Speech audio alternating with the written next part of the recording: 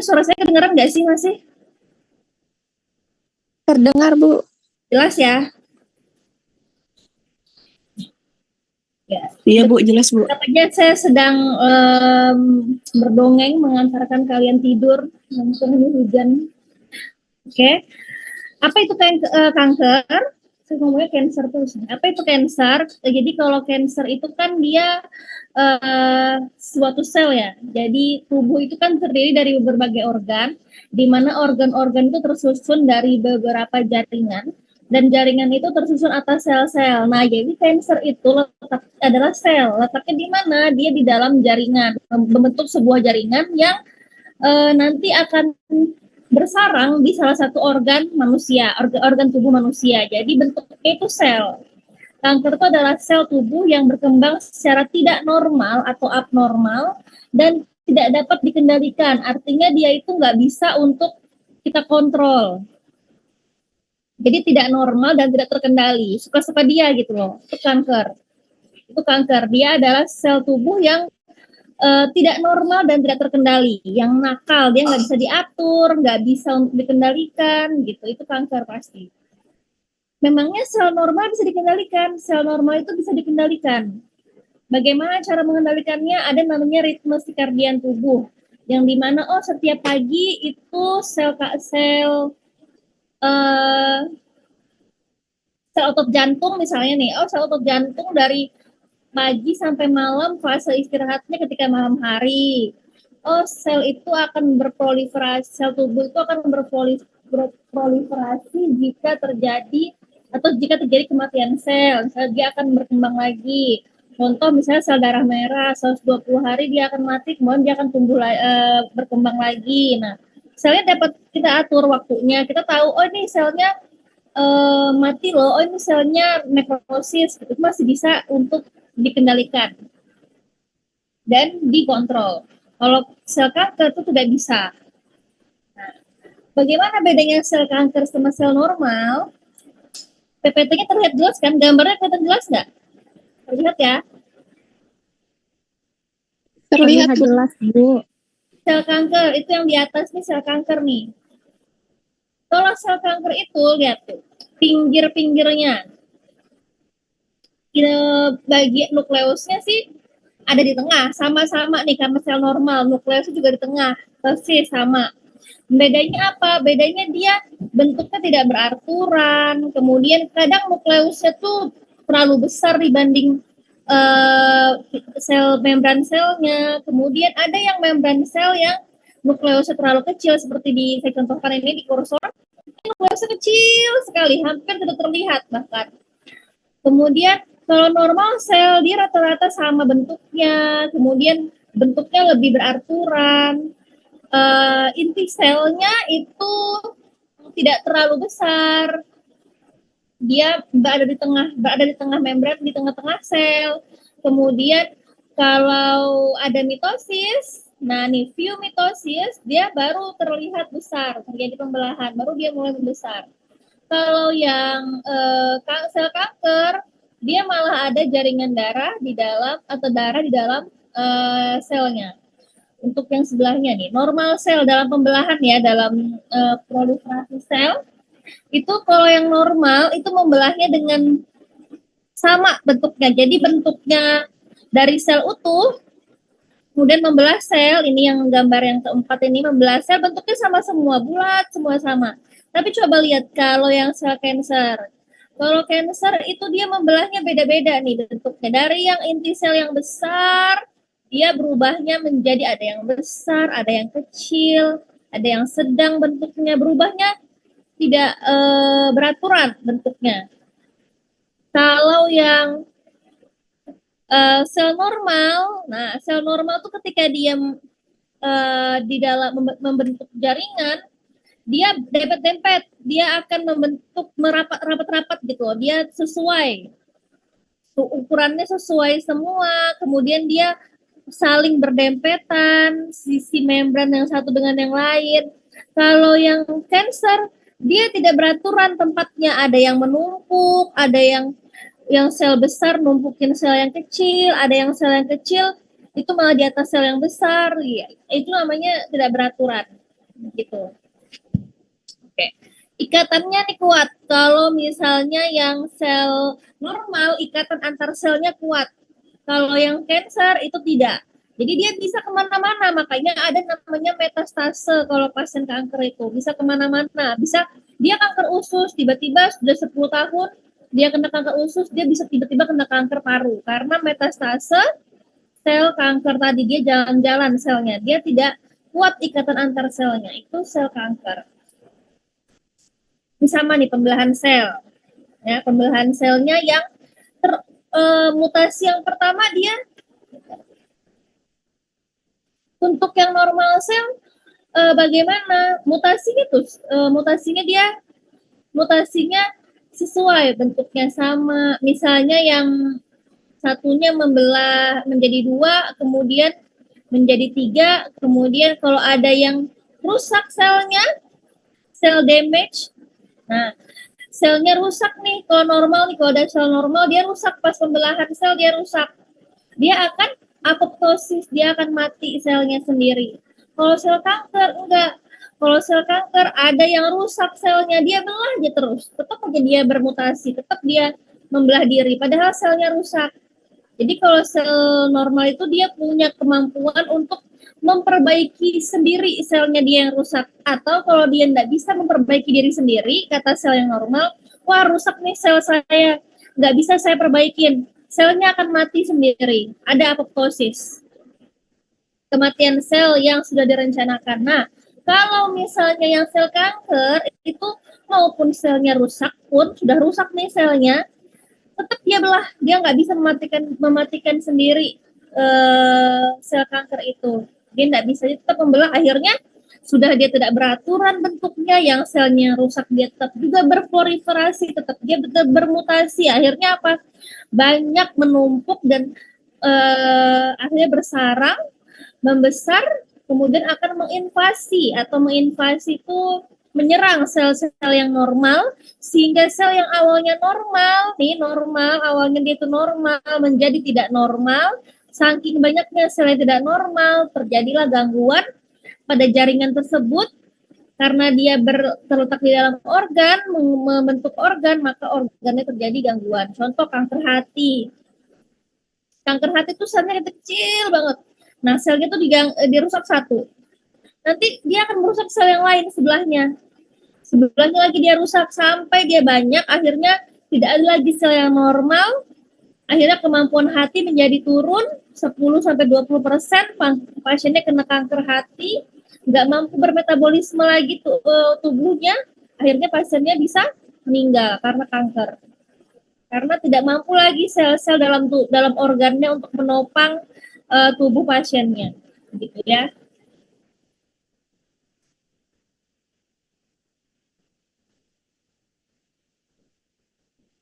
Diagnosis. Ada 4 cara mendiagnosis pasien itu kena kanker apa tidak. Ini kita cuma cukup tahu aja karena ini ranahnya dokter. Ada histopatologi. Histopatologi itu diambil sel kankernya, dicek di bawah mikroskop. Bagaimana pembelahan selnya itu histopatologi. Ada sitologi, ini darahnya, jadi dia pakai darah yang diambil. Kemudian ada morfologi darah, ini cuma penampang secara data laboratorium. Kemudian ada radiologi, berdasarkan nanti penentuan pengambilan sampel sama pas di CT scan. Ada cancer staging. Staging ini berarti stage cancer, kan kalian pernah tahu tuh ada stadium 1, 2, 3. Nah, itu ada cara menentukannya. Oke. Ada berdasarkan American Joint Committee on Cancer, AJCC, itu kita ada klasifikasi cancer itu ada 3 cara untuk menentukan stage-nya. Yang pertama pakai TNM, T itu tumor, N itu node, M itu metastasis. Jadi tumor, node, dan metastasis. Kalau dia tumor itu berdasarkan primary tumor, artinya yang mana sih yang paling dasarnya tumor, kan dia berkembang ya. Nah, ukuran tumor yang utamanya itu berapa? Nah, apakah dia akan menginvasi sel-sel yang di samping-sampingnya? Nah, kemudian node itu menggambarkan apakah sel kanker itu menyebar ke limpa. Kemudian metastasis, jadi kalau node itu menyebar ke limpa ini gini, karena kan dia itu kalau limpa itu adalah tempat di mana tubuh itu melakukan sel darah putih kan banyak di sana karena tempat di mana tubuh itu melawan infeksi. Jadi di sana tuh tempat memproduksi sel-sel darah putih dan antibodi.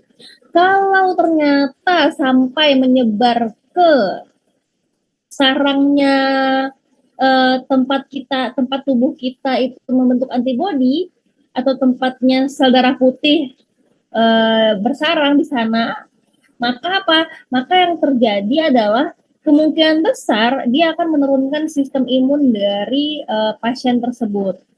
Akhirnya bisa metastasis. Jadi TNM bisa metastasis yang M. Menggambarkan apakah kanker menyebar ke organ yang lain apa tidak.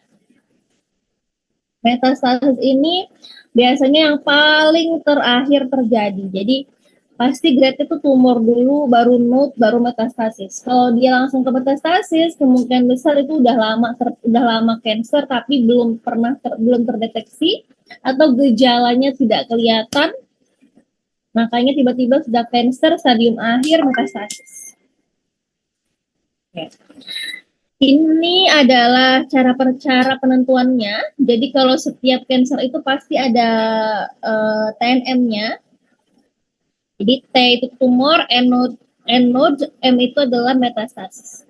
Untuk primary tumor itu ada yang TIS, ada T1, T2, T4. Ntar kalau diagnosa tumor, ada kasus, ada pasien yang diagnosa tumor kanker ovarium. Kalau didiagnosa cuman tulisannya kanker ovarium, tapi kalau kita lihat di protokol terapi pasien kemo, jadi pasien kemoterapi itu atau pasien kanker itu pasti punya yang di kemoterapi, dia pasti punya protokol terapi. Protokolnya itu ditulisnya bukan kanker serviks aja, tapi harus ditulis kanker serviks with T-nya berapa, N-nya berapa, M-nya berapa. Stage-nya apa? Jadi misal kanker serviks T2 N0, M0 artinya tumor infect. Kalau T2 itu apa? Tumor infect muscularis propria. Letaknya di sini. N0 berarti tidak metastase ke limpa. M0 artinya tidak ada metastasis. Berarti kalau T-nya 2, T-nya 2. N-nya 0, N-nya 0. M-nya 0 berarti dia stage 1. Ya kan? Oke. Kalau dia didiagnosanya kanker sirosis kanker hati, hepar kanker hati misalnya. Di dalam diagnosisnya T4, N1, M1, T-nya 4. T-nya 4 nih. T-nya 4, M-nya 1. Coba lihat N. N1. N1 ini antara 3A dan 3B stage-nya. M-nya 1. Ada metastasis. Kalau ada metastasis, lihat di kolom M. M1. M1 apapun N-nya, node-nya mau dia N0, N1, N2, T-nya tuh maupun T1, T2, T4, ya semuanya T atau T3 tetap dia stage 4. Jadi kalau sudah metastasis, pasien kanker yang udah M-nya 1 udah metastasis, udah langsung stage-nya stage 4. Apapun jenis kankernya. Apapun jenis kankernya, kalau dia sudah metastasis, dia langsung stage 4. Kalau M-nya masih 0, M-nya 0 tidak ada metastasis, N-nya misal N1 metastasis ke bagian 1 sampai 3 regional lymph nodes, berarti tinggal dilihat T-nya apa? T-nya 1 atau 2. Kalau T-nya 1 dia 3A, kalau T-nya 3 atau 4 dia 3B. Karena apa? Stage ini akan menentukan diagnosa, kemudian akan menentukan yang namanya adalah protokol terapinya. Kalau pasien kanker serviks stage 2A, beda terapinya dengan kanker serviks stage 3C. Kanker serviks dengan metastasis akan beda terapinya dengan tanpa metastasis. Jadi kalau dia metastasis, beda sama non metastasis. Oke, udah ya. Kalau yang gradingnya, Tuan cara menentukan itu kalian nggak perlu belajar. Nanti itu bagian dari dokter yang menentukan. Oke, pemilihan terapi. Pemilihan terapi ya. Pemilihan terapi ini ada kondisi pasien yang harus diperhatikan, kemudian jenis penyakit, dan stadium penyakit. Ada 3 hal yang harus kita perhatikan dalam memilih terapi yang tepat untuk pasien kanker. Yang pertama adalah usia pasien. Apakah usianya ini lansia, balita, bayi, anak-anak, atau dewasa? Kenapa? Berhubungan sama dosis obat yang diberikan. Berhubungan sama apakah obat-obat yang digunakan itu punya kontraindikasi nggak sama pasien dengan usia yang di bawah 6 tahun misalnya. Atau obat tersebut itu warning pada pasien lansia, boleh digunakan dengan risk and benefit. Berarti kita harus lihat, kalau digunakan pada lansia, contoh vincristine, itu kan obatnya keras ya, vincristine itu obat sitostatika, obat kanker. Kalau sama lansia yang lebih dari 70 tahun pakai vincristine, itu resiko efek sampingnya akan lebih besar dibandingkan sama remaja atau dewasa yang menggunakan. Oke, jadi kalau misalnya ada pasien yang lansia, kemudian ada dia cancer dan dia digunakan obat vincristine, farmasi harus monitoring apakah efek sampingnya itu terjadi apa tidak. Misal efek sampingnya kan mual muntah hebat. Berarti kita harus lihat kondisi pasien. Dia udah lansia, kalau pasien lansia mual muntah hebat itu bisa sampai tremor badannya. Kasian kan? Kita bisa kasih obat-obat anti mual muntah. Jadi dikasihlah obat mual muntah, dosisnya bisa dinaikkan 2 kali lipat. Lihat kondisi pasien. Oh ternyata kalau dosis ondansetron itu maksimalnya 16 mg. Kita bisa naik. Pasien dewasa normal pakainya 4 mg. Kita bisa kasih pasiennya 2 kali lipat, dosisnya masih bisa digunakan. Kasih 8 mg itu boleh. Karena kita tahu bahwa resiko efek sampingnya akan tinggi dan itu nggak mungkin 4 mg itu kurang adekuat untuk menangani kasus yang demikian. Kita bisa naikkan dosisnya, itu usia. Comorbid disease, comorbid disease atau penyakit penyerta, ini berhubungan dengan apa? Berhubungan dengan interaksi obat-obatan yang digunakan dan juga interaksi penyakit antar penyakit. Contoh misalnya nih pasiennya ISK, pasiennya ISK, terus pasiennya kena kanker prostat. Itu kan interaksi penyakit dengan penyakit, di mana pasiennya udah ISK, terus kanker prostat yang susah buang air kecil pula, kita harus obatin juga. Tempatnya di tempat yang berbeda tapi berdekatan, yang satunya di kandung kemih, satunya di kelenjar prostat gitu. Nah itu sangat-sangat resiko, artinya pengobatan yang diberikan juga harus hati-hati. Kemudian jenis penyakit, jenis kankernya apa? Jenis kankernya ini apa? Misalnya kankernya ini kanker paru kah, kanker hati kah, kemudian lokasinya di mana? Lokasi organ, itu tempatnya di mana? Di paru kah, di hati kah, atau di otak kah? Kemudian stadium dan derajat keganasan. Stadium berapa? Derajat keganasan itu stage-nya tadi yang Stadium 2B tanpa metastase, stadium 4 dengan metastase keganasan.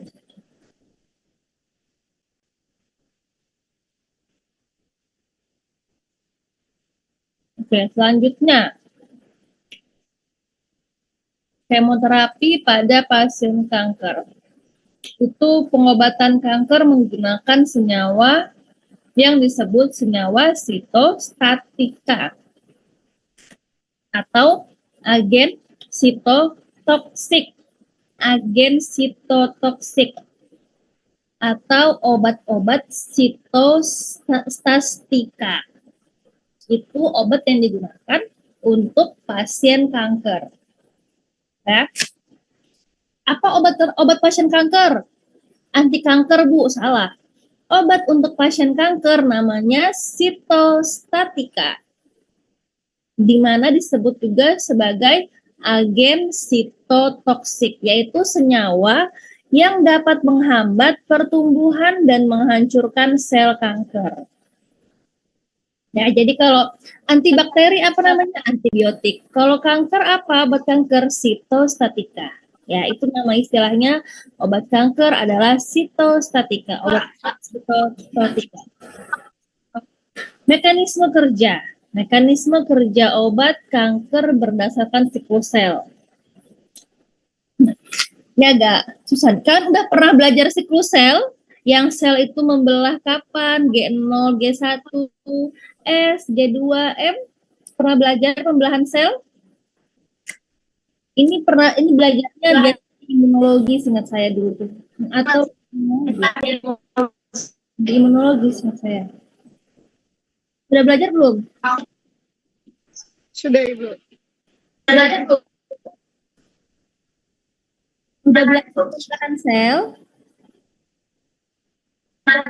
Sudah, Ibu. Di biologi. Siklus sel?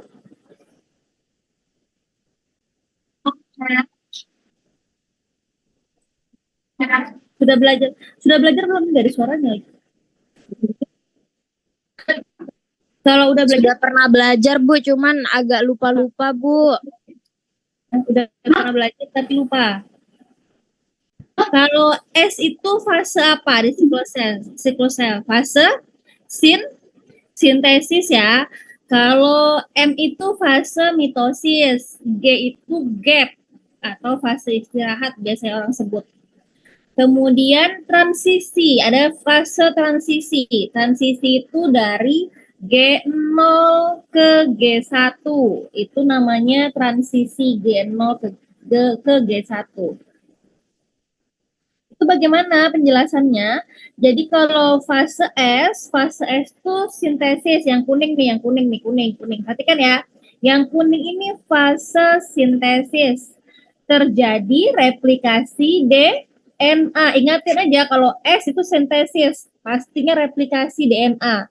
Pasti di sana disintesis DNA sebanyak-banyaknya karena sel itu terdiri dari berbagai macam DNA. Nah, kalau misalnya waktu S itu pasti lebih panjang dibanding waktu yang lain. Ini S, replikasi DNA, ya. Dimana kalau fase replikasi DNA, kalau sel kanker itu bereplikasi, maka obat-obat yang biasanya digunakan adalah obat-obat analog folat atau yang disebut juga obatnya methotrexate. Ada juga obat purin analog, contohnya quadribin, fludarabin, ada pentostatin. Pentostatin bukan obat kolesterol ya, karena ada statinnya belakangnya, tapi obat-obat sitostatika.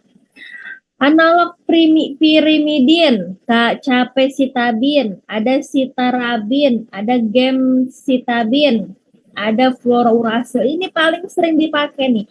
Fluorouracil, capecitabin itu adalah yang paling sering digunakan untuk terapi kanker pada fase replikasi. Makanya kalau pasien kemoterapi itu ada siklusnya, siklus kemo. Ya kan nggak mungkin kemoterapi sekali jadi kemo udah selesai. Kemoterapi itu sampai 10-20 siklus. Tujuannya apa? Tujuannya ya ini nih, siklus sel ini kita harus menyerang di berbagai siklus sel. Kita kekurangannya kenapa sel kanker, obat kanker atau penyakit kanker ini sangat susah untuk diobatin, atau biasanya tuh kata orang nggak sembuh deh kalau kena kanker, nggak mungkin sembuh. Tapi hal itu kenapa bisa terjadi? Karena kita nggak pernah tahu kapan siklus sel dari sel kanker tersebut. Kan dia nggak normal, tidak normal dan tidak dapat dikendalikan. Jadi kita nggak tahu berapa lama fase siklus sel G1-nya, berapa lama replikasinya, berapa lama dia metastasisnya, kita nggak tahu waktunya. Sehingga apa? Sehingga terjadilah siklus kemoterapi yang panjang itu. Tujuannya adalah agar bisa membunuh sel kanker di semua siklusnya. Harapannya, oh mungkin di siklus yang kedua kemoterapi dia itu fasenya sel kanker di M nih. Nanti kita nggak bisa bunuh, tapi kalau fasenya direplikasi, dia masih di mitosis, kan nggak mungkin ya kalau kita bunuh satu. Nah, sel kanker itu kan banyak. Dia sudah kalau dia sudah bergejala kan berarti dia sudah menyerang ke jaringan semua organ nih. Udah timbul gejala kan, dia menyerang bagian organ-organ tertentu. Itu kan nggak 1, 2, 3 yang dibunuh, ratusan yang dibunuh. Nggak bisa obat itu langsung membunuh ribuan sel kanker. Dia pasti akan bunuh 10, 20, 30, 40 ya nggak semuanya lah, istilahnya tuh nggak bisa semuanya terbunuh. Karena kan ada dosis maksimumnya. Obat kanker ini nggak semuanya langsung kayak antibiotik yang ini bakterisid, bakteriostatik, nah membunuh, ini mematikan, nggak bisa. Tapi karena dia sifatnya itu kalau dia sangat membunuh, dia sangat toksik jadinya.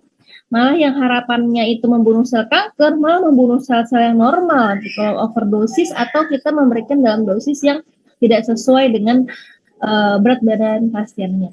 Jadi kalau obat kanker ini pasti berhubungan sama berat badan pasien. Karena semua obat kanker dihitung berdasarkan luas permukaan tubuh. Jadi harus ada luas permukaan tubuh, harus ada berat badannya. Diukur berdasarkan luas permukaan tubuhnya.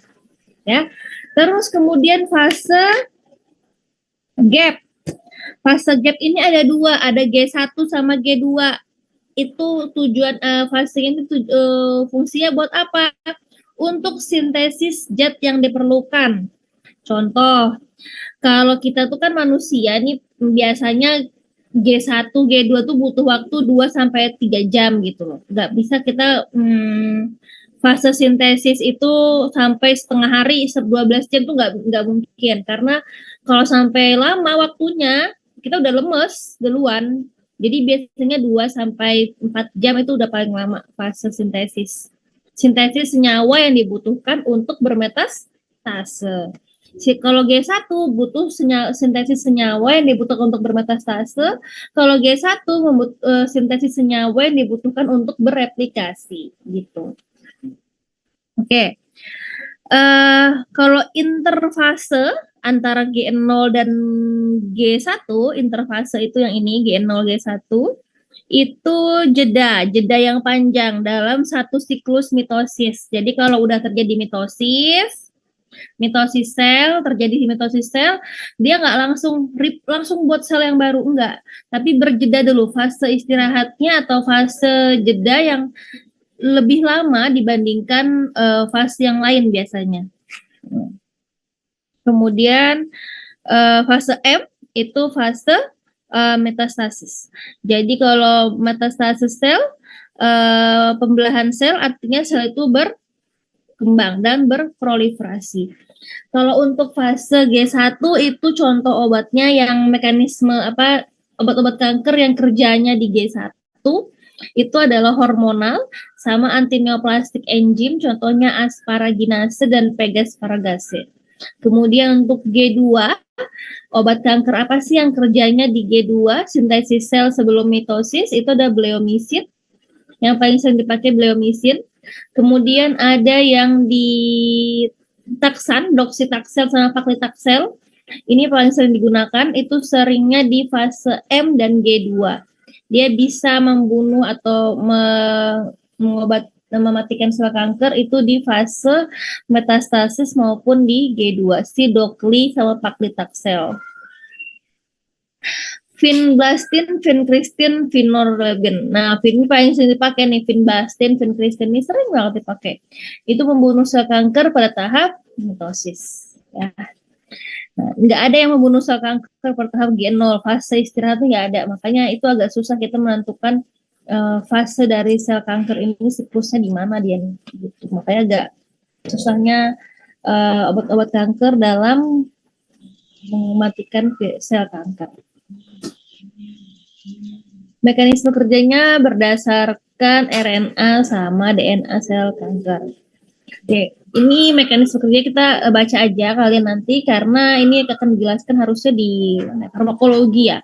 Farmakologi karena nanti kalau obat kanker itu dia nggak ada yang kanker serviks, terus kalian pilih tuh obat yang tepat apa ya buat kanker serviks. Oh, obat kanker serviks karena kanker serviks itu tuh karena kanker itu dari DNA RNA nih yang ada selnya bermasalah di DNA, berarti saya pilih obatnya platinum analog. Saya pilih mungkin atau saya pilih gemcitabine gitu. Nggak bisa karena obat sel kanker itu udah dalam bentuk yang paten. Jadi misal gini, paten itu artinya bukan obat paten tapi obat yang udah dibakukan bahwa itu obatnya.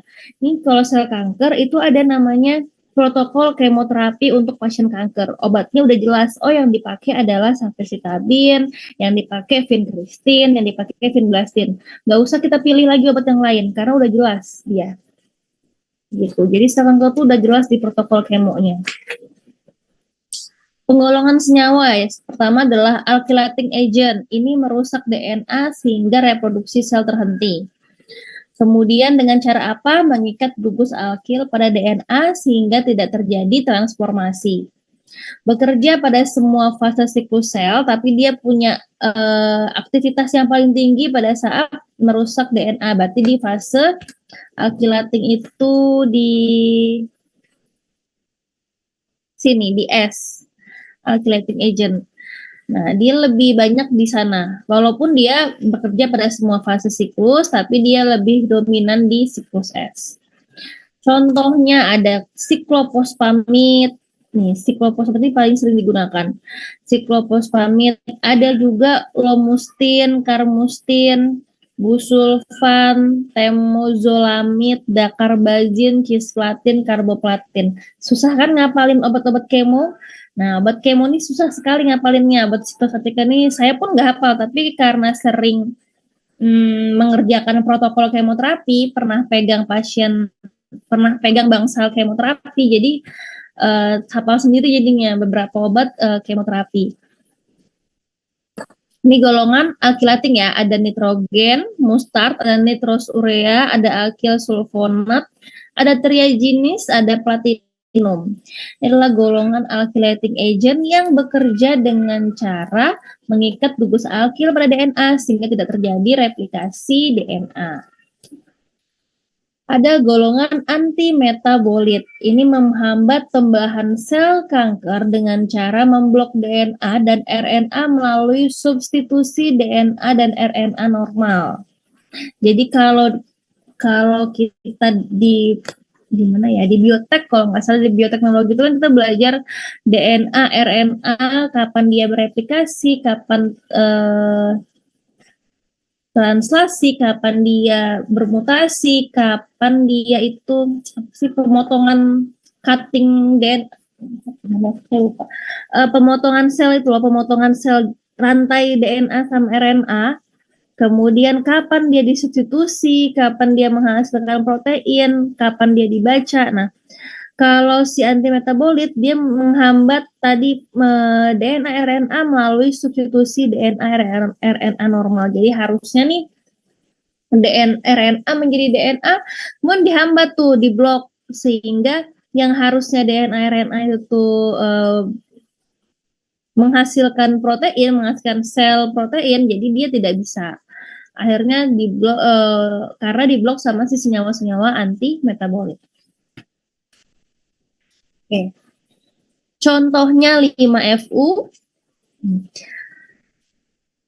Kemudian mercaptopurin, kemudian sapecitabin atau nama patennya Seloda, citarabin atau Arase, fluoxuridin, fludarabin, gemcitabin, hidroksiurea, methotrexate sama pemtrexate. Jadi ini adalah paling sering dipakai semua obat ini. Contoh obat-obat golongan antimetabolit. Bekerjanya di fase S. Di tahap replikasi DNA RNA. Dia akhirnya memotong atau memblok sehingga tidak terjadi replikasi. Ya, 5-FU ini paling sering dipakai. Golongan antrasiklin. Golongan antrasiklin ini contohnya ada daunorubisin, ada doxorubisin, ada epirubisin, 139, berkurang 2 orang nih. Mana lagi 2 orangnya nih? Tadi 141. Tiba-tiba menghilang, sisa 139. Masuk lagi tuh yang keluar. Kemudian ada idarubisin. Jadi ini adalah contoh golongan antrasiklin. Daunorubisin, doxorubisin, epirubisin, idarubisin. Yang bisin-bisin belakangnya itu golongan antrasiklin. Ya, golongan antrasiklin. Yang ada bisin-bisin di belakangnya antrasiklin. Nah, golongan ini dengan cara apa? Ini adalah anti tumor antibiotik, bukan berarti antibiotik, tapi dia anti tumor yang mirip seperti antibiotik kerjanya, yaitu antibiotik kan mematikan atau membunuh sel bakteri. Nah, ini juga dia mematikan, membunuh sel kanker dengan cara mempengaruhi enzim yang terlibat dalam replikasi DNA. Replikasi berarti di fase S. Walaupun senyawa ini bekerja pada semua fase siklus sel, tapi dia lebih dominan biasanya ke fase S atau fase replikasi DNA. Perhatian utama pada pemberian obat-obat ini adalah toksisitas pada jantung yang bersifat permanen pada pemberian dosis tinggi ya. Jadi kalau golongan antrasiklin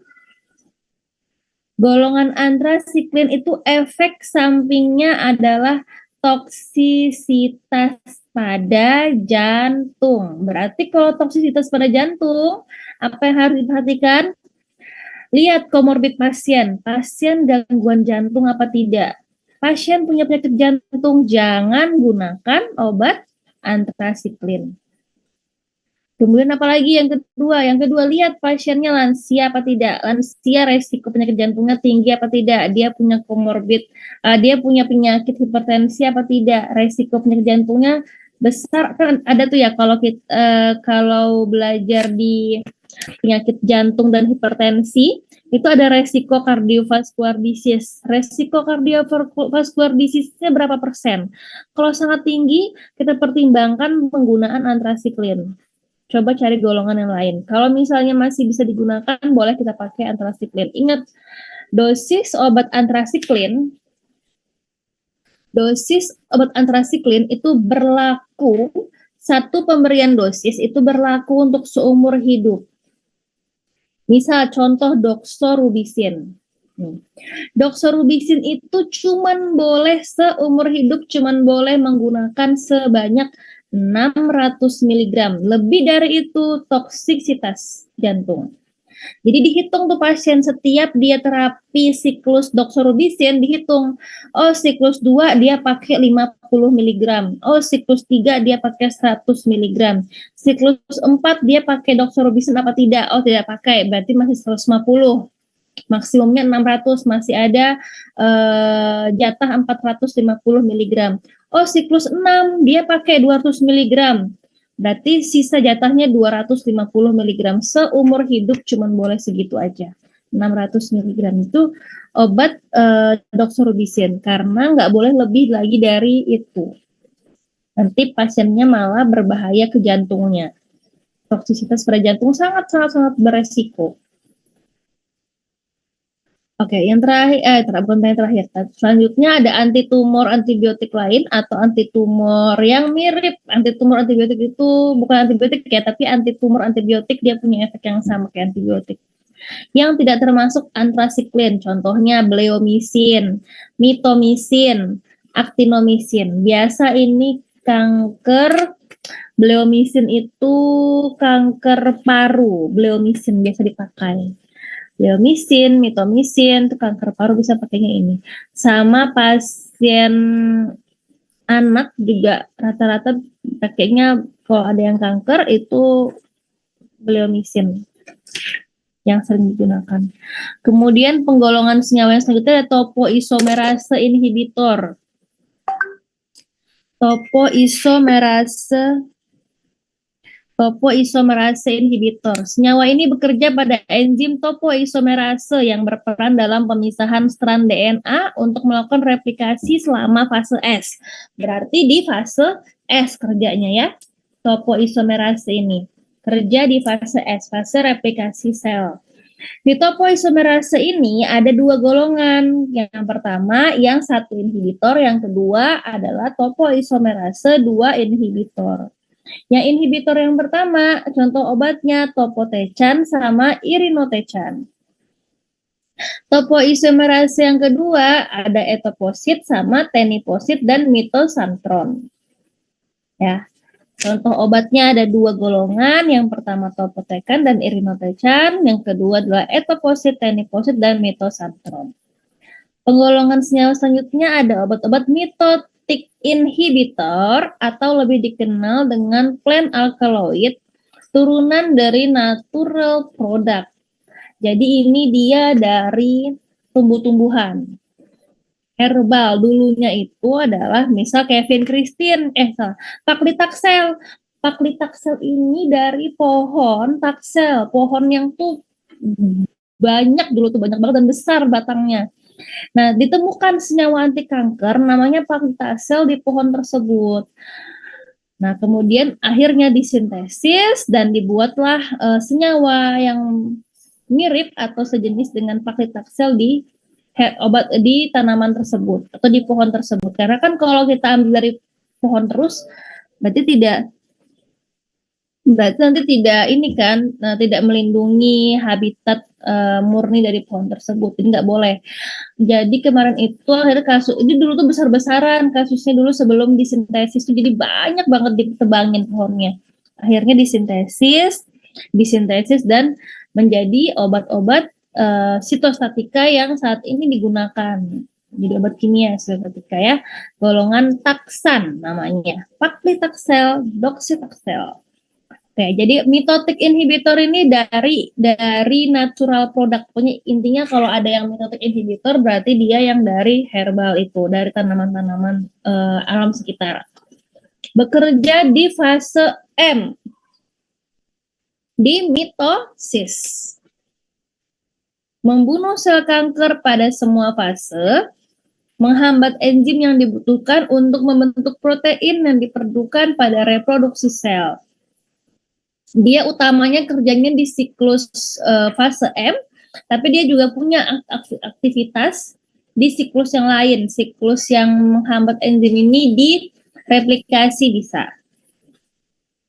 Kemudian mitotic inhibitor itu ada 4 golongan, ada taksan, ada epotilon, ada vinca-alkaloid, ada estramustin.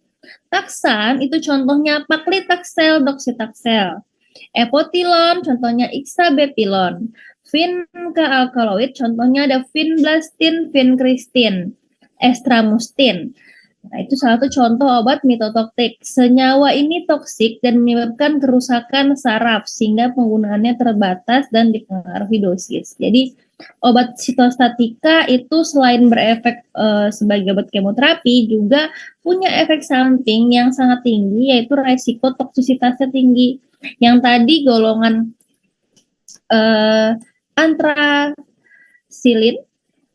antrasilin tadi itu toksisitas jantung. Ternyata golongan mitotik itu toksisitas ke saraf. Berarti pasiennya bisa aja gangguan saraf, bisa stroke karena penggunaan obat ini. Bisa pasiennya malah cacat permanen.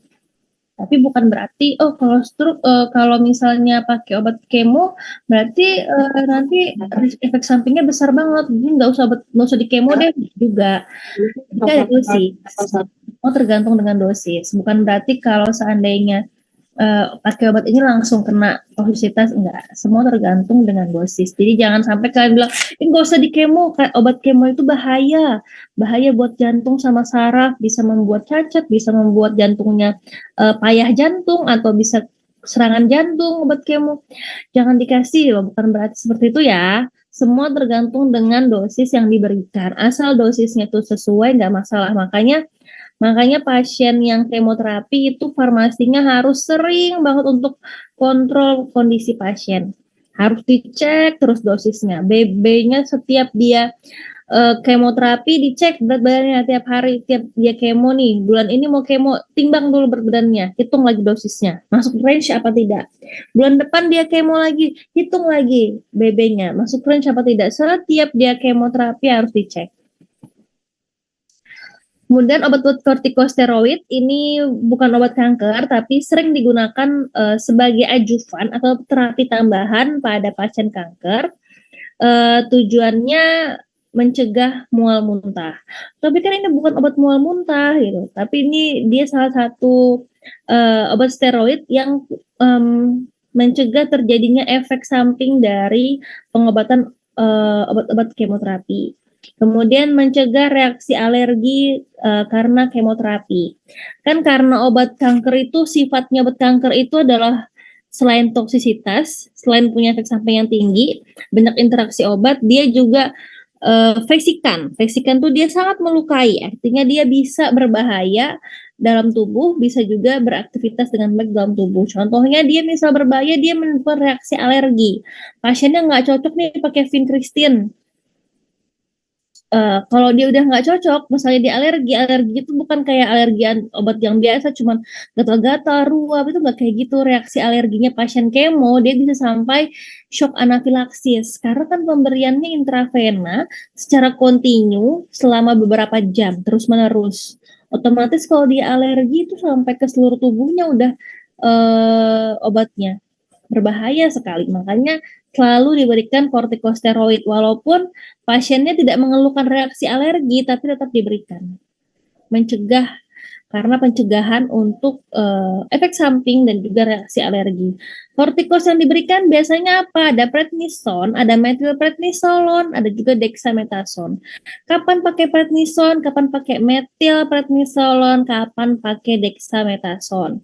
Tinggal dicek pasiennya usianya berapa. Pakai metilprednisolon boleh nggak sama lansia? Warning apa enggak? Kemudian pasiennya ada penyakit penyerta apa? Ada diabetes mellitus nggak? Karena kalau kortikosteroid diberikan pada pasien diabetes mellitus, resiko peningkatan gula darah efek sampingnya. Dari tiga kortikosteroid yang ada prednison, metilprednisolon, sama dexamethasone. Yang mana ketiga dari ketiga yang punya efek samping menaikkan gula darah yang paling rendah. Misalnya metilprednison itu beresiko tinggi menaikkan tekanan darah dibandingkan prednison. Berarti kita pilihnya prednison yang resikonya lebih rendah menaikkan tekanan gula darah walaupun dia punya efek ke sana tapi lebih sedikit kemampuannya. Kan semuanya itu kita lihat risk and benefit-nya. Ya, jadi kalau kemoterapi itu sangat kompleks penataran terapinya. Oke, karakteristik pemberian kemoterapi. Ada individualis terapi, kemudian sifat farmakologi obat kanker yang berbeda-beda, efek samping yang berat atau dan juga drug induced toxicity, jadi efek sampingnya berat, ada juga yang menyebabkan keracunan di jantung maupun di saraf, tadi induced toxicity. Kemudian dose limiting toxicity, punya batas dosis minimum, maksimum, minimum dan maksimum. Jadi dia punya dosis batasan dosis untuk mencegah toksisitas. Ada juga kepatuhan menentukan outcome pengobatan. Jadi kalau kita nggak bisa menentukan outcome terapi atau keberhasilan terapi pengobatan, kita nggak tahu jadinya apakah terapinya berhasil atau tidak. Jangan sampai pasien sudah di kemoterapi 2 bulan, nggak dipantau sama farmasinya, sampai terakhir ketika mau evaluasi, dokternya nanya bagaimana kondisi pasiennya, apakah ada keluhan selama siklus. Saya kurang tahu Pak, saya kurang tahu dok. Harusnya kita tahu. Jadi misalnya, bulan pertama pasiennya itu pas di siklus kedua dan ketiga mual muntah, siklus kelima, enam tidak mual muntah, lapor ke dokternya. Dokter, pasiennya mual muntah, tolong diberikan terapi tambahan untuk mengatasi mual muntahnya. Dokter, pasiennya anemia dok, bulan kemarin dia tidak mengalami anemia, bulan ini ketika mau kemo pasiennya anemia. Tidak bisa kemo dilanjutkan dokter. Dilihat outcome pengobatannya, dilihat. Oh ternyata anemia, nggak boleh kemoterapi. Kemudian lihat lagi contohnya, dokter ini misal pasiennya kemarin itu tidak waktu siklus pertama sampai kelima keluhannya nyeri, kan kanker tuh pasti keluhannya nyeri. Pasien tidak mengeluhkan nyeri di siklus ke-10, dokter. Siklus terakhir kemoterapi, pasien tidak mengeluhkan nyeri. Siklus pertama dan sampai kelima, pasien mengeluhkan nyeri. Namun siklus terakhir, nyeri sudah mulai tidak terasa, dokter. Berarti keberhasilan kemonya berhasil, dapat dipertanggungjawabkan. Tinggal dokternya ngecek dari keluhannya udah berkurang nih. Sekarang kita ngecek nih secara histopatologi, apakah selnya berkurang atau tidak, apakah organnya kembali atau tidak. Artinya damage yang rusak tadi dirusak oleh sel kanker, apakah sudah repairing atau tidak. Apakah sel kankernya itu udah berkurang ukurannya, yang misalnya dia 14 mm, apakah dia sudah berkurang menjadi 2, menjadi 1 mm, apakah seperti itu. Itu outcome pengobatan. Tujuannya ada kuratif dan paliatif. Adjuvan, neoadjuvan, sama prolong life. Kalau kuratif itu dia adjuvan, neoadjuvan, yaitu sebagai tambahan dan juga sebagai terapi. Kalau paliatif, prolong life itu memperpanjang masa hidup. Kemoterapi adjuvan itu diberikan bersama dengan terapi yang lain. Ada bedah dan radiasi untuk menghilangkan residu mikro metastasis yang menyebabkan sel kanker tumbuh kembali. Jadi ini adjuvan ini biasanya kalau sudah clear. Kalau udah pasiennya itu nggak ada metastasis, artinya dia clear, nggak ada nggak ada menyebar ke sel-sel yang lain, ke organ yang lain, tidak metastasis artinya. Nah, itu bisa diberikan terapi adjuvan. Kalau udah metastasis itu jarang dikasih terapi adjuvan, ya kan udah menyebar kemana-mana. Jadi kalau dikasih adjuvan ya percuma, karena tujuannya menghilangkan resiko dari metastasis. Kemudian kemoterapi neoadjuvan itu letaknya di depan, artinya biasanya diberikan sebelum pembedahan untuk mengurangi massa tumor. Ada kan kalau misalnya pasien kemoterapi itu tuh bisa diangkat, tumornya bisa diangkat nih, bisa diambil, kankernya bisa diambil, sel kankernya bisa diambil, tumornya misalnya tumor otak bisa diambil, bukan otaknya diambil ya, dikecilin dulu nih, diperkecilin dulu. Artinya kalau kemoterapi itu dia mengecilkan massa tumor supaya tumor itu bisa diangkat. Kan kalau tumornya besar, kalau kita angkat, itu akan beresiko kerusakan sel normal di sekitarnya.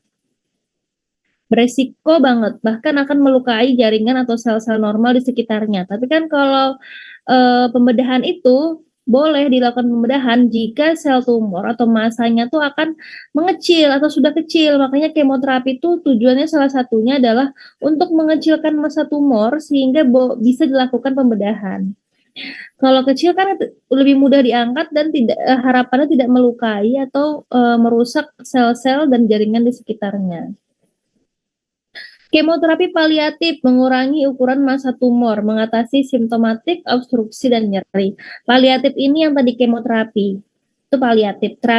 Kemoterapi paliatif itu yang pasien kemo siklus 1, siklus 2, 3, 4, 5, itu namanya terapi paliatif. Oke, rute pemberiannya ada yang intravena, ada intratekal, ada peroral, ada subkutan, macam-macam rute pemberiannya. Rata-rata itu intravena yang paling sering.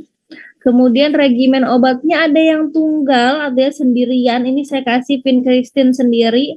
Ada yang harus dikombinasi, capecitabine sama 5-fluorourasil kombinasi. Ada yang harus bersiklus setiap minggu baru dikasih, atau 2 minggu sekali atau 3 minggu sekali baru diberikan. Contohnya doxorubicin tadi yang batasnya cuma 600 mg per seumur hidup.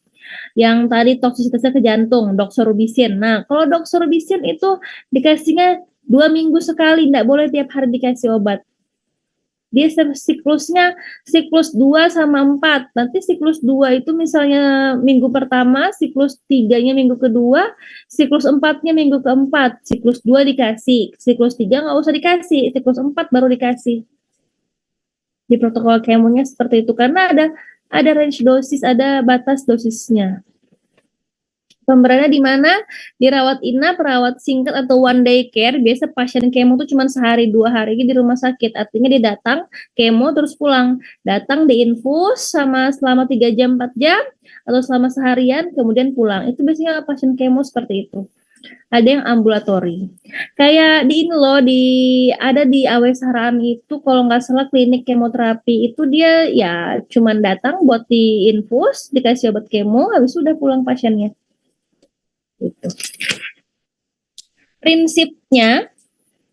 Prinsip pemilihan, masing-masing obat mempunyai aktivitas sebagai anti tumor pada single agent, artinya dia kalau sendirian dia punya aktivitas sebagai anti tumor, apalagi ditambahkan berarti dia akan semakin ada sinergis obatnya. Kemudian mekanismenya yang berbeda.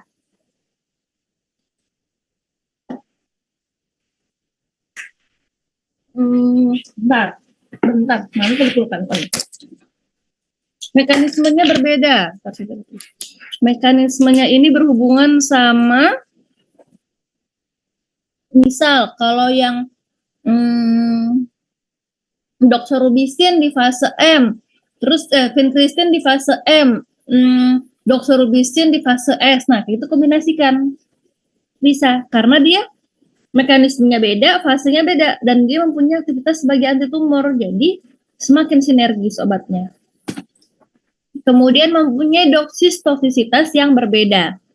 Jangan kalian tambahkan yang satunya toksisitas pada saraf, satunya toksisitas pada jantung, satunya toksisitas pada ginjal, contohnya karboplatin. Itu harus dihitung, harus ginjalnya harus dicek. Kalau ginjalnya rusak nggak boleh dikasih, karena dia merusak ginjal. Kalian kombinasikan semuanya, habis organ pasiennya nanti. Kemudian masing-masing obat harus digunakan pada dosis maksimum dan waktu yang tepat. Misalnya, yang vincristine terapinya di siklus kedua ya, nanti yang doxorubicin nanti siklus kelima ke-6 aja. Jadi nggak barengan, nggak satu obat langsung dikasih, tapi dalam satu kemoterapi boleh diberikan bersama gitu. Beda siklus, beda waktu. Harus diberikan pada interval yang konsisten untuk memberikan waktu sel recovery. Nah, makanya itu ada namanya fase istirahat kalau di kemoterapi. Nggak mungkin kemoterapi kanker kolorektal, kanker kolon, itu 14 siklus. Tiap hari dikasih, nggak mungkin. Dia biasanya 14 siklus itu selesainya 5-6 bulan. Ada fase istirahat dari sel. Jadi untuk memudahkan fase sel untuk berecovery. Oh, berarti nanti sel kankernya akan tumbuh lagi dong. Nggak begitu. Jadi dia obat yang digunakan adalah untuk mempertahankan kondisi sel normalnya. Karena kan ya sel kanker ini kekurangannya adalah dia juga kalau dia tidak spesifik, dia akan membunuh sel-sel yang normal. Jadi bahaya juga kan bagi dirinya. Kemudian resistensi yang berbeda-beda. Keuntungan dan kerugiannya adalah keuntungan kalau kita kombinasi obatnya, kan ada kombinasi obat kemo sama yang tunggal. Kalau kombinasi, keuntungannya membunuh sel kanker dengan maksimal, kemudian broad coverage artinya dia akan mengcover sebanyak sel kanker atau sel tumor dengan secara luas. Resistensinya akan kurang. Bukan berarti sel kanker, obat kankernya sama kayak obat antibiotik dong bisa resistensi. Iya sama. Jadi sel kanker tuh bisa resistensi. Artinya nggak mampu lagi obat kanker tersebut mematikan sel kanker. Makanya ada siklus. Makanya siklus kanker tuh ada fase 1, fase 2, fase 3. Atau tergantung kankernya.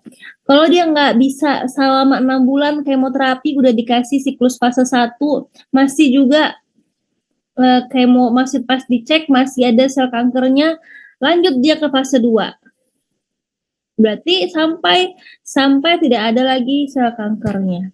Makanya nggak mungkin dia boleh ulangin fase 1 dari awal lagi. Obatnya kan sama kayak sebelumnya, resiko resistensi. Kerugiannya kalau kombinasi harganya mahal. Toksisitasnya lebih dari satu tempat, artinya tergantung dari obat yang digunakan kan. Kalau obatnya doxorubicin, toksisitasnya ke jantung. Kalau obatnya karboplatin ke ginjal.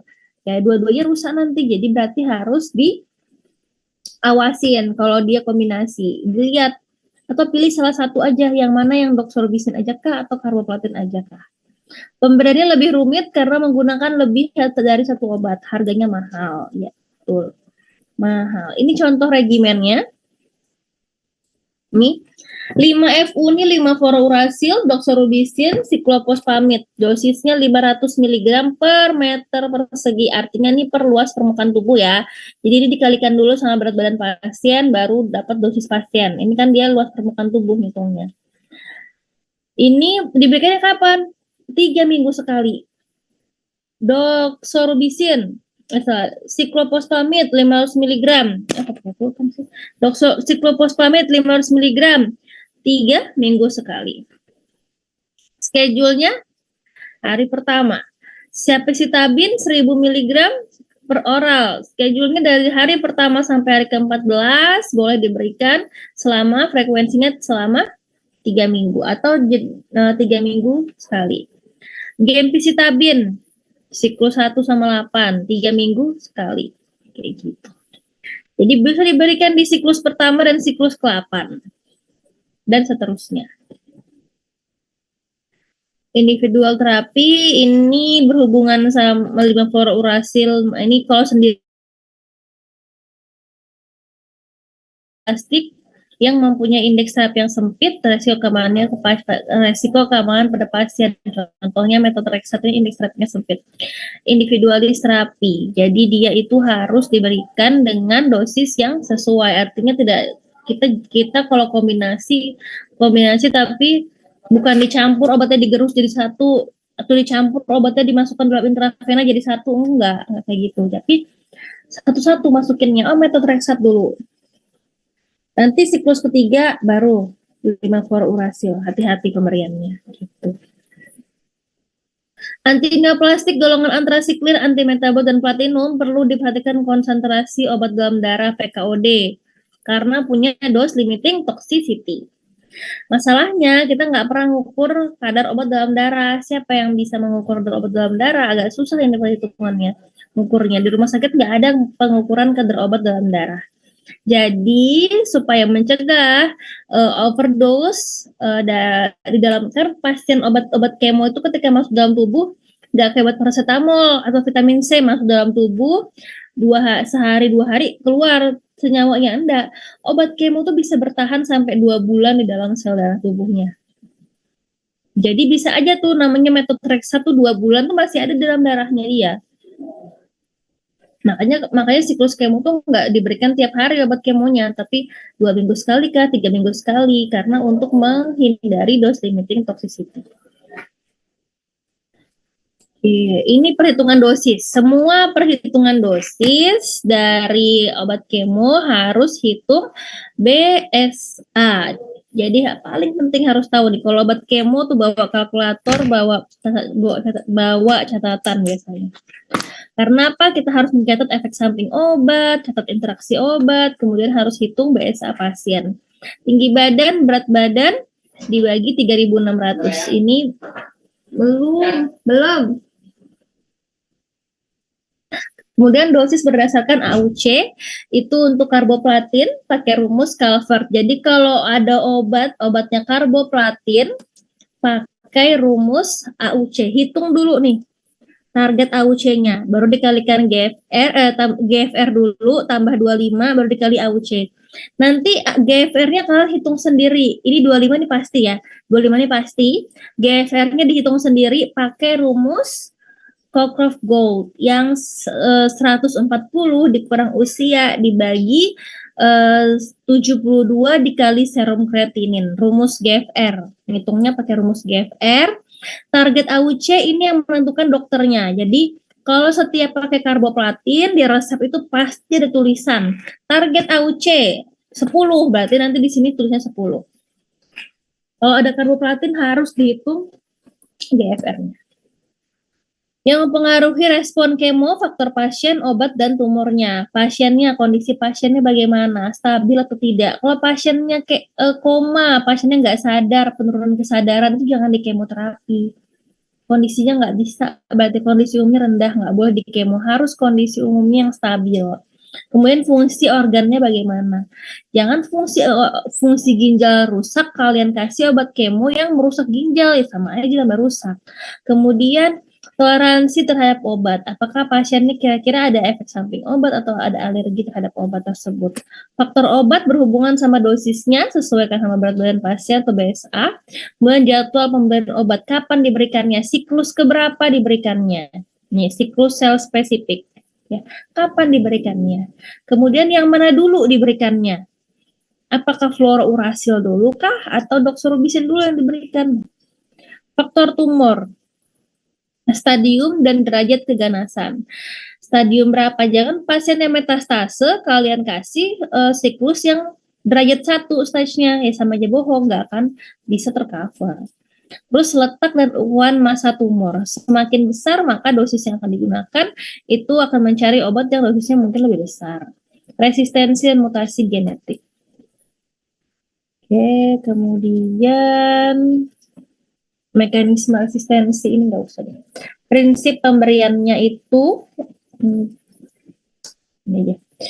Prinsip pemberian kemoterapi itu yang pertama ada curable, prolong of life, sama paliatif. Artinya pasien itu toleransinya bagus. Jadi pas dikasih obat kemo, dicek sama farmasi. Selama obatnya jalan, kalau intravena ya, diinfus. Selama obatnya diinfus, selama pemberian obat kemo ditanya, bagaimana? Apakah ada keluhan selama pemberian obat? Kemudian dosisnya diatur farmasi juga. Dokter cuman ini dosisnya sekian, berat badannya sekian, dosis yang diberikan 500 mg. Farmasi hitung lagi, betul nggak dosisnya 500 mg, sesuai nggak?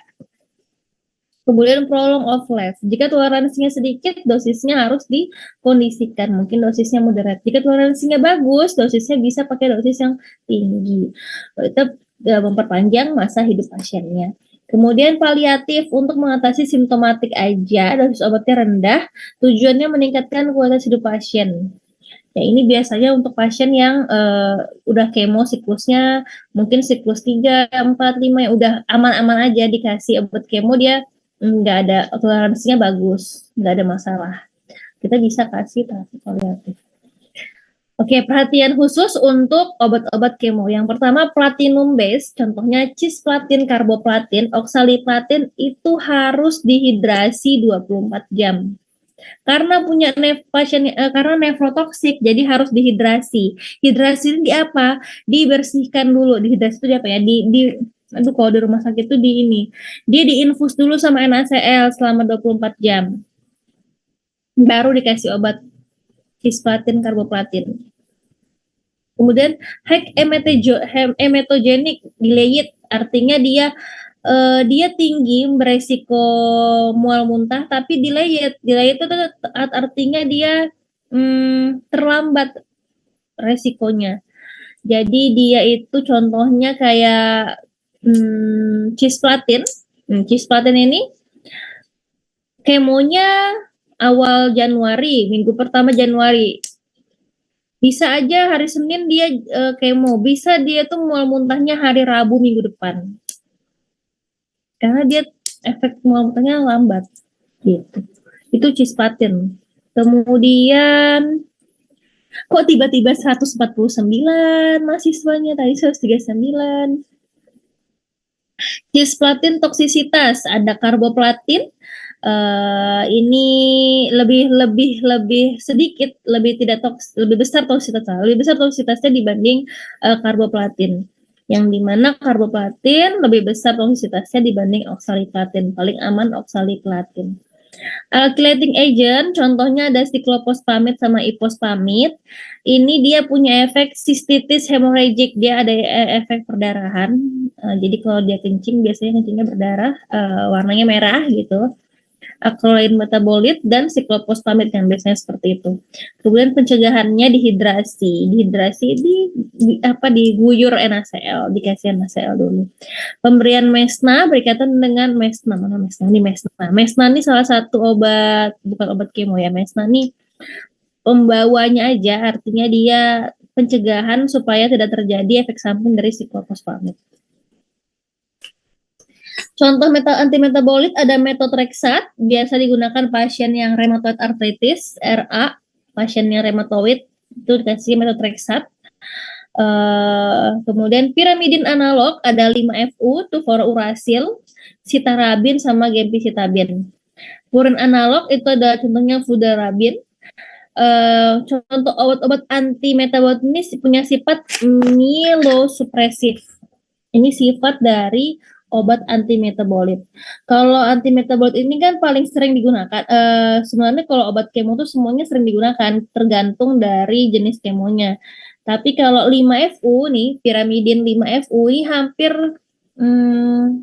hampir banyak obat kemo yang pakai itu.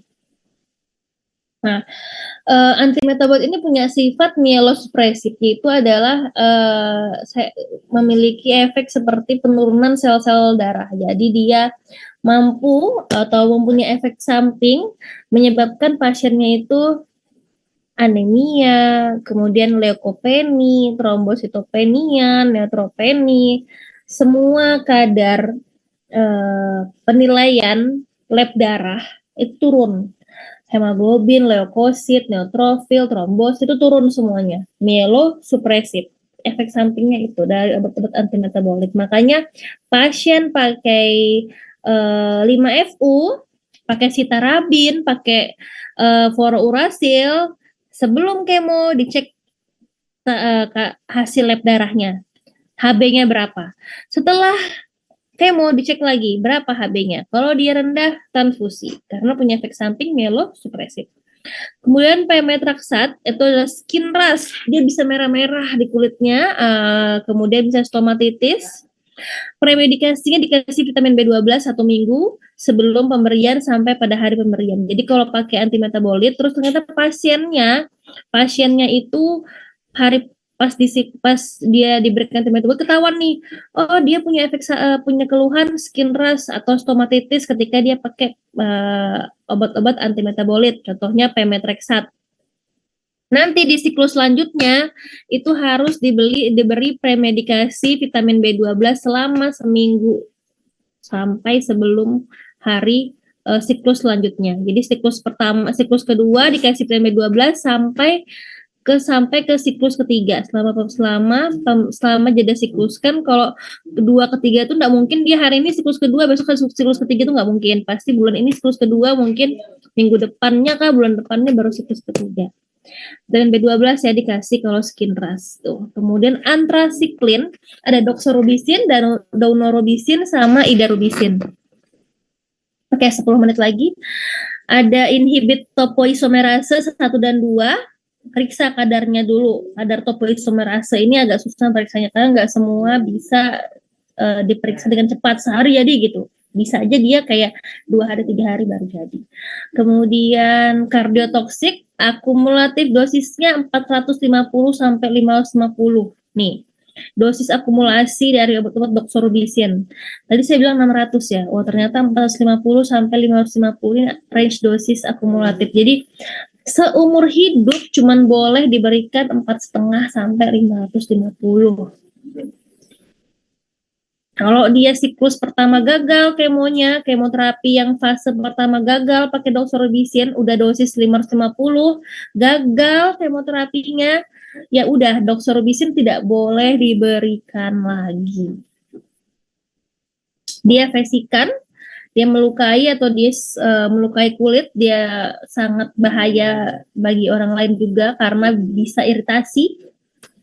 Kemudian vinca-alkaloid, contohnya vincristin, vinblastin. Vincristin tidak boleh diberikan intratekal karena beresiko melukai saraf. Karena kan dia efek sampingnya saraf ya, toksisitas pada saraf. Kemudian taksan, ada paclitaxel, doxytaxel. Kalau efek sampingnya leukopeni. Doxytaxel itu efek sampingnya edema perifer, jadi kakinya bisa bengkak kalau pakai doxytaxel, makanya dikasih premedikasi untuk mencegah edema perifer, dikasih dexamethasone hari pertama sebelum kemoterapi sama hari pertama setelah kemo. Jadi sehari sebelum kemo dan sehari setelah kemoterapi yang setelah pakai doxytaxel gitu ya. Antibodi monoklonal contohnya rituximab, cetuximab, trastuzumab, bevacizumab. Ini obat kanker payudara berdekatan dengan HER2, ini kanker payudara. Dia cardiovascular toxicity, berarti berbahaya bagi jantung. Hati-hati pada pasien gangguan fungsi jantung. Kalau pasiennya jantungnya bermasalah, jangan diberikan obat trastuzumab. Rituximab ini CD20 targeted, berarti ini khusus nih kalau udah ada obat yang udah targeted, ini obatnya bagus, berarti paten, berarti udah pasti. Misalnya pasien kanker payudara CD20-nya ini nih, HIV biasanya pasiennya. HIV dengan kanker. CD20 targeted, HER2-nya positif, udah pasti dikasih rituximab karena dia targeted, udah langsung pakai obat itu langsung ke sel kankernya, tidak akan kena sel normalnya. Tapi dia punya reaksi atau efek samping penggunaan dari rituximab, contohnya demam dan juga bisa alergi pasiennya. Makanya dikasih premedikasi acetaminophen dan diphenhydramine. Wah kan obat paracetamol nggak boleh buat profilaksis. Untuk obat kemo itu nggak masalah, kasih profilaksis karena sebagian besar obat kemo tuh pasti terjadi efek sampingnya, makanya pasti diberikan premedikasi acetaminophen dan diphenhydramine. Akibat kemoterapi itu tergantung dari kondisi pasien dan dosis yang diberikan. Ada yang ringan sampai berat, ada yang cuman ada yang cuman alergi biasa, contohnya dia cuman gatal-gatal, ada yang alerginya sampai hebat, sampai dia merah kulitnya, sampai bersisik, atau sampai itu loh yang apa namanya, kalian tahu ini nggak sih, luka yang kayak luka bakar tapi pedih, Stephen Johnson syndrome, kayak SJS, kayak pakai antibiotik terus alergi antibiotik beterlaktan tuh SJS kan, Stephen Johnson syndrome. Nah, bisa begini, obat kemo tuh bisa menyebabkan SJS juga. Itu berat sekali, itu pasiennya bisa sampai depresi pernapasan. Karena diberikan sistemik, semua sel sedang tumbuh terkena. Jadi sel normal yang bagus-bagus, dia nih adem ayem, nggak ngapa-ngapain, santuy, dia tiba-tiba dikenain sama sel obat kemoterapi, mati juga dia. Padahal dia lagi santuy, lagi bermain-main, lagi biasa-biasa aja, nggak ngapa-ngapain. Kena efek dari obat kemo. Sel kanker lebih banyak terkena akibat, walaupun ini lebih banyak terkena akibatnya sih, tapi tetap aja kan kena. Oke, udah. Gambarnya nggak masukin. Obat-obat tirosin kinase, contohnya imatinib, erlotinib, sorafenib, sunitinib, itu skintrust.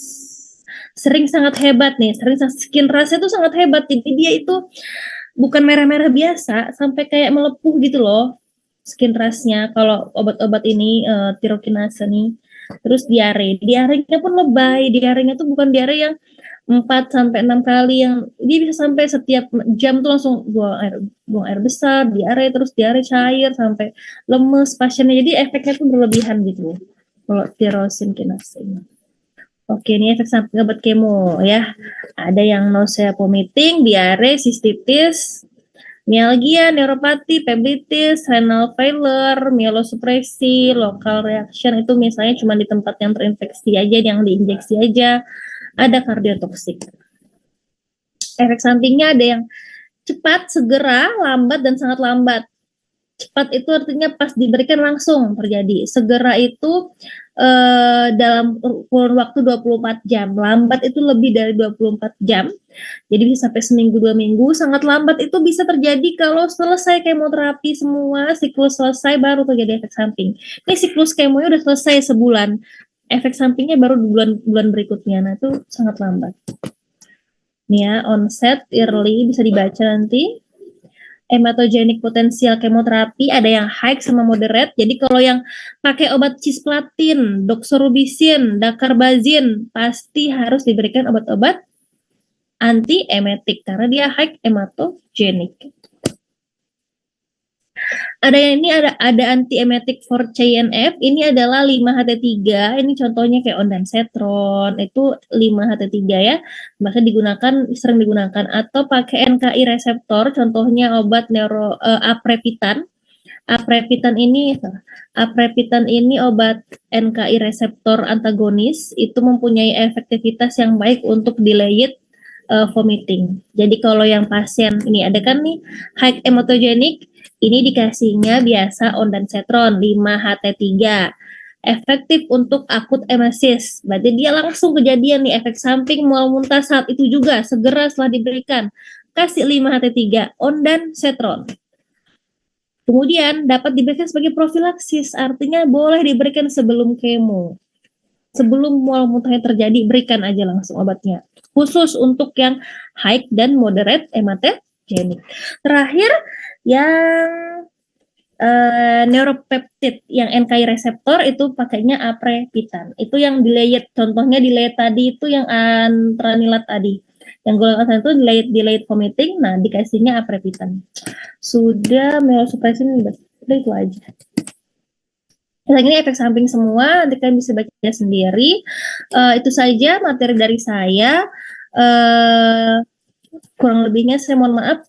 Sampai sini ada pertanyaan? Apakah sudah selesai? Ada pertanyaan? Halo, Assalamualaikum. Halo? Ada pertanyaan sebelum saya akhirin? Mahasiswanya mana? Ibu, boleh nanya satu nggak, Bu? Iya, satu sebelum kan mau dipakai kelasnya. Mau nanya. Tadi itu kan ada obat kortikosteroid yang mengatasi mual muntah sama mencegah alergi itu kan Bu karena kemoterapi. Nah, apakah semua obat kanker itu menyebabkan reaksi alergi sehingga perlu ditambah kortikosteroid atau emang tunggu efek sampingnya ada gitu baru ditambah kortikosteroid? Itu yang beresiko, berarti yang beresiko aja. Contohnya kan kalau misalnya dia itu mielosupresi, ya misalnya dia yang high hematogenic, perlu kita tambahin. Tapi kalau dia nggak pakai obat-obat yang kayak gini, ya nggak usah. Jadi yang beresiko, yang memang dia beresiko ada antiemetik atau mual muntah, kemudian dia beresiko alergi, baru kita berikan obat kortikosteroid. Kalau dia nggak ada, nggak usah. Kayak misalnya Seloda tuh nggak ada efek ematik, nggak ada efek untuk ke alergi karena obatnya oral, tablet oral dia. Jarang banget pasien yang pakai itu ada alergi segala macam, nggak usah kasih dexamethasone, nggak usah dikasih kortikosteroid. Jadi yang memang punya resiko. Makanya setiap obat kemo itu punya karakteristik masing-masing. Oh dia itu tuh obatnya high hematogenic, dia pasti mual muntah. Oh dia itu resiko mual muntahnya rendah. Ya udah kalau yang rendah nggak usah. Oh dia resiko alerginya sangat tinggi, skin rash kayak tadi yang skin rash. Tirosin kinase, berarti ini harus dikasih dexamethasone. Kalau orang pakai imatinib, kasih injeksi dexa dulu atau diphenhydramine. Karena apa? Mencegah terjadinya efek samping atau alergi dari obat tersebut. Gitu. Jadi tergantung obatnya ya. Sudah? Baik Ibu, terima kasih Bu. Oke, kalau tidak ada pertanyaan lagi, saya akhirin ya. Nanti kalau ada yang mau ditanyakan, silakan boleh ke ruangan saya aja atau chat pribadi, nanti akan saya jawab. Untuk pertemuan kanker, saya akhirin sampai di sini. Slide-nya nanti saya kirim